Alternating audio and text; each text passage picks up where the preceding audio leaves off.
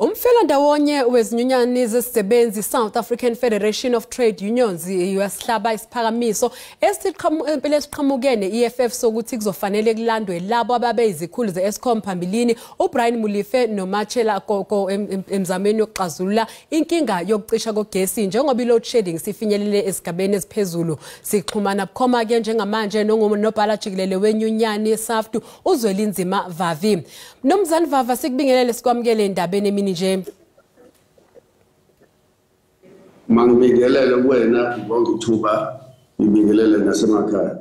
Mnumzane Vavi nishicilele istatement senu kuleli sonto niphikisana nesiphakamiso se-EFF. Kungani nikholela ukuthi ke kungaba isinyathelo ke esingesihle lesi nokulandwa kaMatshela Koko noBrian Molefe? I-South Africa ibhekene nenkinga enkulu yenkohlakalo. Abantu abathenjiwe babekwa ezikhundleni babulala ikusasa lengane nelizwe lakuthi.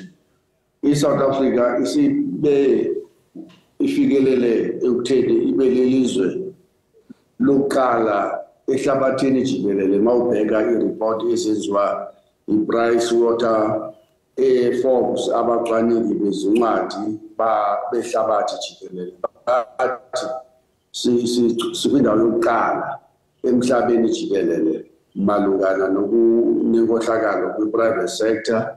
Mawusowusithi ke ngoku ngenkinga yokuthi usenkingeni ngesizathu sokuba usenkingeni se-loadshedding mawuthathwe abantu behamba enkantolo betyholwa ngokuthi nabo bazithathela izimali okanye basisa ukuthi kubekho abathatha izimali ezomphakathi kulapho bebekade bephethe izikhundla eziphezulu uthi noma babuyele la kwenye indawo lapho bebesebenza khona.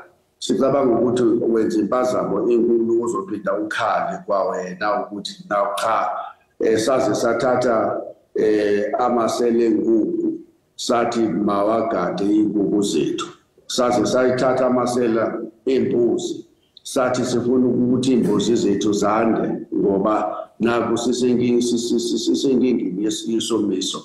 Ayihambi ngaleyo ndlela. Awucabanga nje nawe kungathi umuntu okuphethe lapha emsebenzini ubummangelele court wahambe enkantolo lingekanqubulwa icala lakhe ubese wena uvuma ukuthi lo muntu makaphinde abuyele azophatha izimali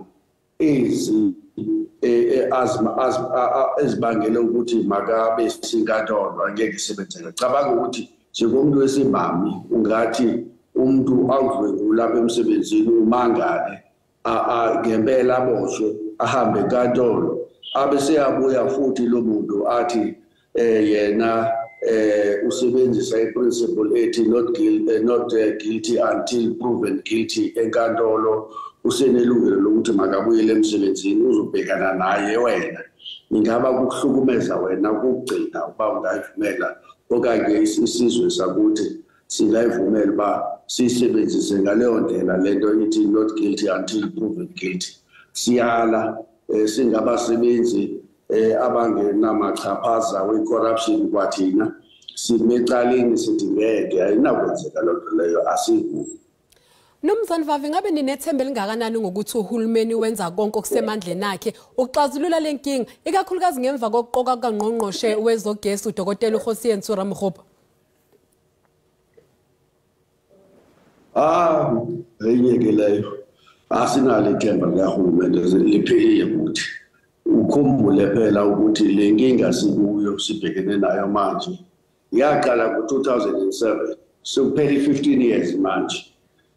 Sisenkingeni yokucinyelwa kwesibani endaweni ukuthi bakwazi ukuthi bayisolve iya isiba worse manje sekuphela u-10-11 hours sisebumnyameni. Abasebenzi bayajikwa emsebenzini basetshenziswa short time, ifemu ziyavalwa, imindeni ayisakwazi ukuthi ingaphila ngendlela ebekade iphila ngayo ngaphambili. Isigebengu seziyayazi ukuthi kungenwa ngasikhathi sini uzogqekeza noma uzodlula noma uzothatha izinto zabantu abangeke bababone nasebusweni ngoba kumnyama.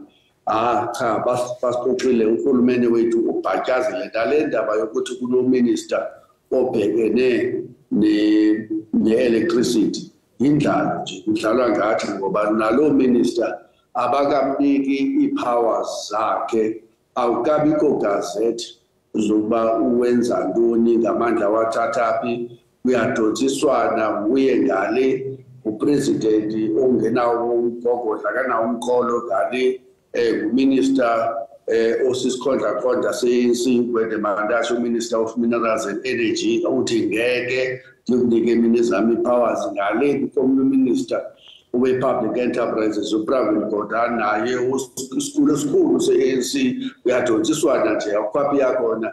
Uyabona nje thina sisenkingeni, kodwa loo nto ukuthi sisenkingeni ayisho ukuthi thatha umuntu otyholwa ngokusela ngokuntshontsha ube sosithi makazokulungisa ngoba ucabanga ukuthi unaso isakhono sokulungisa. Cha, ilizwe lethu malingenziwe ibanana republic sisaphila. Siyabonga kakhulu Mnumzane Vavi ngesikhathi sakho ohlelweni. Loyo ke bekunguNobhala-Jikelele wezenyunyana i-SAFTU uZwelinzima Vavi besixoxisana naye endabeni emini-nje ngezathu zabo zokuthi kungani bengahambisani nesinqumo ke sokuthi makulandwe uBrian Molefe kanye noMatshela Koko ukuzama ke ukuxazulula inkinga yokucisha kogesi.